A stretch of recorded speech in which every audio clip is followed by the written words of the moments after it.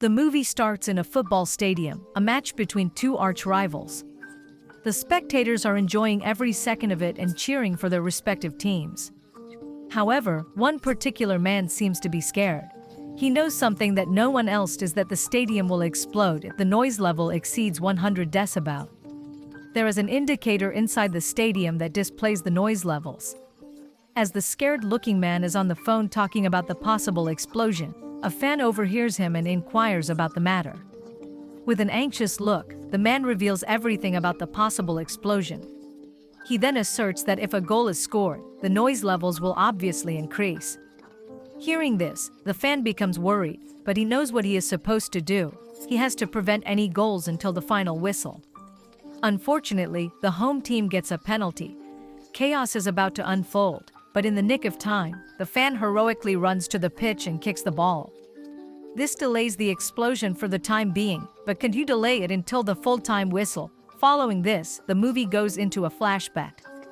In the depths of the ocean, east of Hiroshima, a Korean submarine named Hala is passing through it.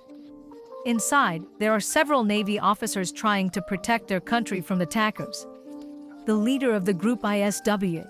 He is the same scared man from the first scene. Unfortunately, one day, they come under heavy fire as an enemy submarine starts bombarding with missiles.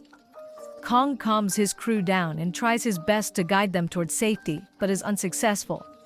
At the end, Hala crashes at the bottom of the ocean. The scene then fast forwards by a year and Kong, who is still alive, has started living a normal life. He has retired from his duties and spends most of his time with his wife, Yoo Jung, and daughter, Sol. One day, as he is heading to a press meet, suddenly, he receives a call from an unknown number. The person on the other end explains that explosives have been planted at an amusement park and also at a major's house.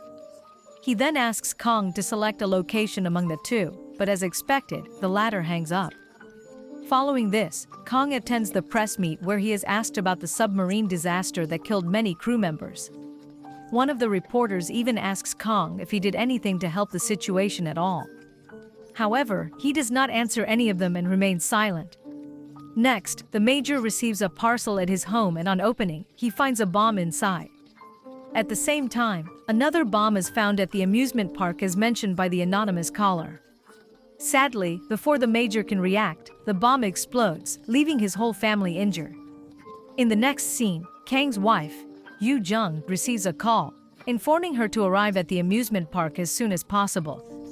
Right then, the bomber calls Kong and orders him to install an app on his phone. He explains that the app will block all other calls and messages apart from his.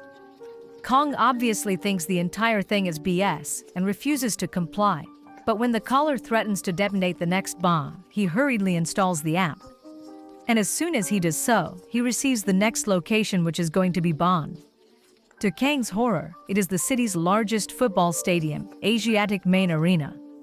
Before hanging up, the bomber warns Kong against informing the police and gives him 60 minutes to save the people in the stadium.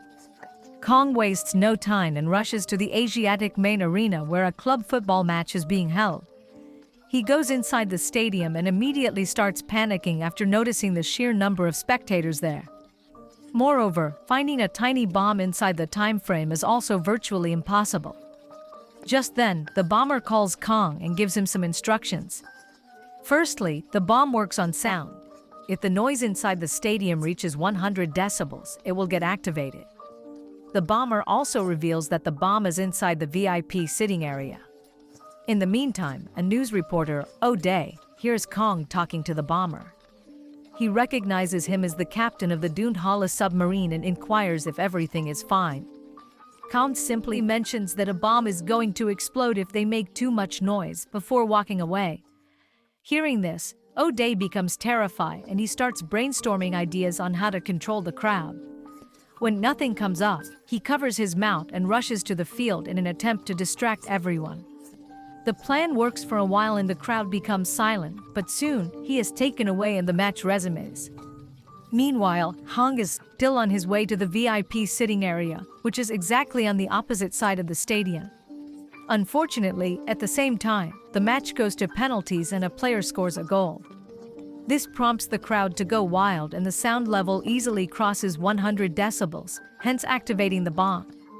Soon after, an anxious Kong reaches the location and starts searching the room haphazardly. Luckily, he finds the bomb inside an aquarium and takes it out.